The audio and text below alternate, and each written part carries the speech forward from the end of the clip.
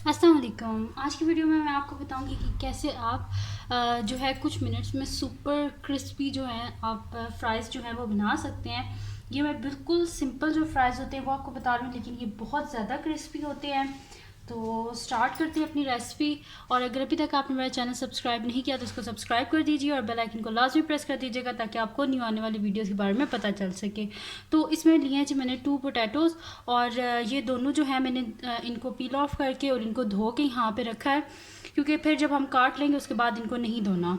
तो अब इसके मैं यहाँ पे स्लाइसेस बना लेती हूँ, ठीक है। ऐसे फिर इनको हम जो है वो कट कर लेंगे, सही है।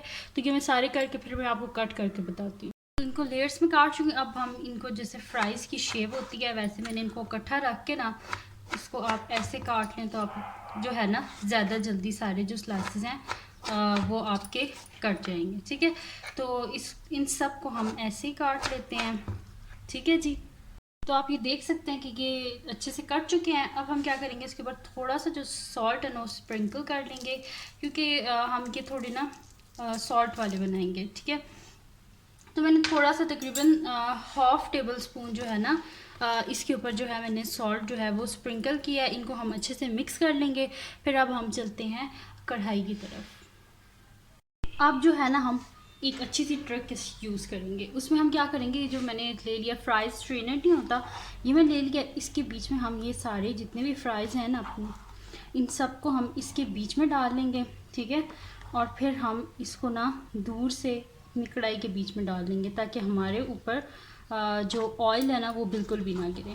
तो ये मैंने सारे इसके बीच में डाल लिए और बिस्मिल्लाहिर्रहमानिर्रहीम ये हम इसके बीच में ऐसे डाल लें, ठीक है जी। ये डाल दिए।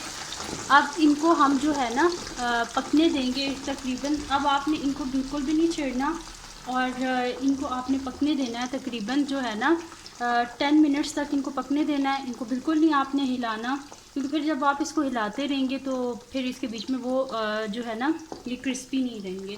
तो इनको अब आप जो है ना तकरीबन जो हाई फ्लेम है उसके ऊपर आप इनको पकने दें। फिर मैं आपको दिखाती हूँ ये।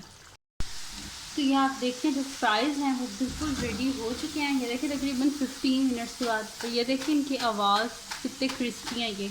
तो कोई ज़रूरत नहीं आपको एक्स्ट्रा, मतलब कि वो जो कहते हैं ना कि पहले ठंडे पानी में डालें फिर इसको गर्म पानी में डालें तो ये ऐसे क्रिस्पी बनते हैं। बस सिंपल ऐसे करें तो भी ये क्रिस्पी बन जाते हैं। अब हम क्या करते हैं, इसको पहले एक अलहदा प्लेट में निकाल लेते हैं ताकि इसके बीच में से जो एक्स्ट्रा ऑयल है ना वो निकल जाए, ठीक है। ऐसे करने से एक्स्ट्रा ऑयल जो होता है वो निकल जाता है और फिर जो है ना हमारे जो फ्राइज़ होते हैं वो ऑयली नहीं होते। तो मैं इसको निकाल लेती हूँ एक प्लेट में, फिर मैं आपको जो है ना एंड में इसको दिखाती हूँ। तो ये देख सकते हैं आप मेरे एक्स्ट्रा क्रिस्पी जो फ्राइज़ हैं वो रेडी हैं। अब इसके ऊपर थोड़ा सा आप जो है वो सॉल्ट जो है वो स्प्रिंकल कर लें और थोड़ा सा चाट मसाला, अगर आप लोग जो है ना वो स्पाइसी जो है अगर वो खाते हैं तो थोड़ा सा वो स्प्रिंकल कर लें।